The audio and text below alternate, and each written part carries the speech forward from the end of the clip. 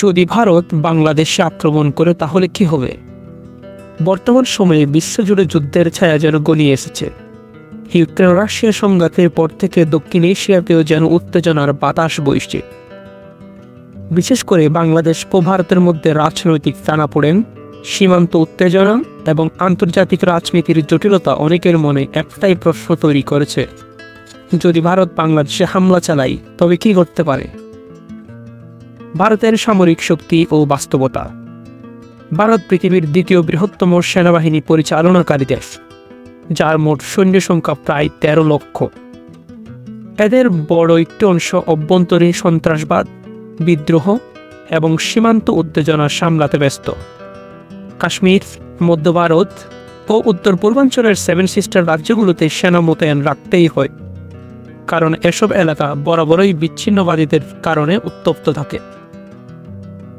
পাশাপাশি পাকিস্তানের সীমান্তে সবসময় প্রস্তুত থাকতে হয়, কারণ পাকিস্তানের সামরিক বাহিনী প্রায় 7 লাখ এবং একটি বড় অংশ ভারত বিরোধী প্রস্তুতিতে থাকে।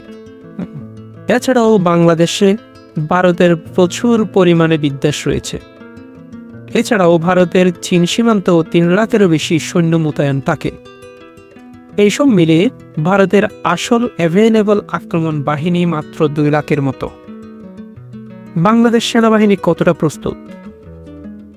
বাংলাদেশের সেনাবাহিনী যদিও আকারে ছোট, তবে দক্ষতা ও অভিজ্ঞতায় অনেক শক্তিশালী।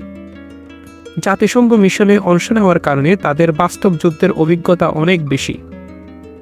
দক্ষিণ এশিয়ার অন্যতম পেশাদার ও শৃঙ্খলাবদ্ধ বাহিনী হিসেবে বাংলাদেশ সেনাবাহিনী পরিচিত। বাংলাদেশ বর্তমানে আধুনিক অস্ত্র সংগ্রহ এবং প্রতিরক্ষা উন্নয়নে অনেক এগিয়েছে। চীন ও তুরস্ক থেকে অত্যাধুনিক ড্রোন, যুদ্ধ ট্যাঙ্ক এবং এমবিবিএস যান সংগ্রহের মাধ্যমে প্রতিরক্ষায় জোর দিচ্ছে। আমরা লক্ষ্য করব বিমান বাহিনীর শক্তিমত্তা নিয়ে। ভারতের যুদ্ধ বিমান সংখ্যা বাংলাদেশ থেকে অনেক বেশি, প্রায় 500টি ফাইটার জেট। কিন্তু ভারতের বড় সীমাবদ্ধতা হচ্ছে তাদের ট্রান্সপোর্ট বিমান সংখ্যা খুবই কম, যা সেনা ও রসদ দ্রুত মোতায়েনে বড় বাধা। অন্যদিকে তাদের অনেক যুদ্ধ বিমানই পুরনো, যেমন মিগ-21 বা জাগুয়ার, যেগুলো আধুনিক প্রযুক্তির সামনে দুর্বল। তাদের রাফাল ও মিরাজ 2000 ফাইটার জেট আধুনিক হলেও সংখ্যায় খুবই সীমিত এবং চীন ও পাকিস্তান সীমান্তেই ব্যবহারের জন্য প্রস্তুত রাখা হয়। বাংলাদেশের নিজস্ব যুদ্ধ বিমান ও এয়ার ডিফেন্স সিস্টেম সীমিত হলেও man portable air defence system বা ম্যানপ্যাড এর মতো প্রতিরক্ষামূলক প্রযুক্তি যুদ্ধক্ষেত্রে ভূমিকা রাখতে পারে। আন্তর্জাতিক পরিস্থিতি ও সম্ভাব্য সমর্থন। যদি ভারত বাংলাদেশে আক্রমণ করে, তাহলে চীন ও পাকিস্তান এই সুযোগকে কাজে লাগাতে পারে। তারা সীমান্তে চাপে ফেলতে পারে ভারতকে, এমনকি সরাসরি হামলারও আশঙ্কা তৈরি হতে পারে। চীন বাংলাদেশকে কূটনৈতিক ও সামরিকভাবে সমর্থন দিতে পারে, অস্ত্র সরবরাহ, গোয়েন্দা তথ্য কিংবা সরাসরি সহযোগিতা দিয়ে।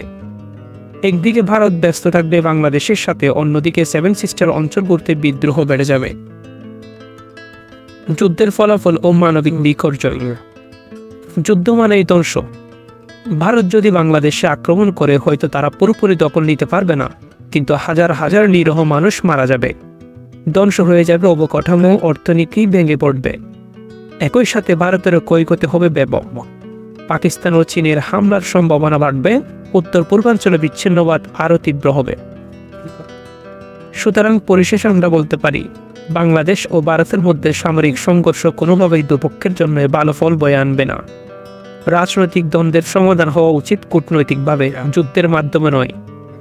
বাংলাদেশের প্রতিরক্ষা চুক্তি এখন আগের চেয়ে অনেক বেশি এবং কোনো ধরনের আগ্রাসনের মোকাবেলায় যথেষ্ট প্রস্তুত। একটি শান্তিপূর্ণ, স্থিতিশীল দক্ষিণ এশিয়া আমাদের সবার কাম্য।